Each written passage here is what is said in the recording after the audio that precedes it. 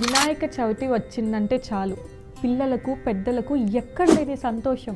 వినాయకుడి పండుగ కోసం చిన్న పిల్లలైతే ఎప్పుడెప్పుడు వస్తుందా అని ఎదురు చూస్తుంటారు. నెల రోజుల ముందు నుంచి చందాలు అరేంజ్మెంట్స్ కోసం ప్లానింగ్స్ వేస్తుంటారు.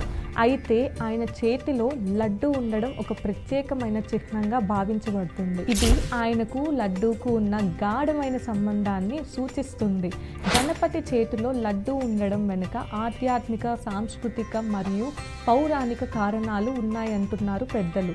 లడ్డు గణపతి చేతిలో జ్ఞానం, సమృద్ధి, ఆనందాన్ని సూచిస్తుంది. లడ్డు అనేది గుండ్రని ఆకారం, సంపూర్ణత్వం, అనంతత్వాన్ని సూచిస్తుందని చెప్తున్నారు. ఇది గణపతి యొక్క అపరిమితమైన శక్తికి చిహ్నం. లడ్డు తీపి స్వభావం జీవితంలోని సుఖాలను, ఆధ్యాత్మిక జ్ఞానం యొక్క మాధుర్యాన్ని సూచిస్తుంది. గణపతి తన భక్తులకు ఈ జ్ఞానం, సంతోషాన్ని ప్రసాదిస్తాడని నమ్ముతారు. ఆయన చేతిలో లడ్డు ఉండడం భక్తులకు విఘ్నాలను తొలగించి సుఖమైన జీవితాన్ని అందిస్తాడని సాంకేతిస్తుంది. గణపతి చేతిలో లడ్డు కేవలం ఒక తీపి ఆహారం మాత్రమే కాదు, అది ఆధ్యాత్మిక జ్ఞానం, సంతోషం, సమృద్ధి యొక్క చిహ్నం.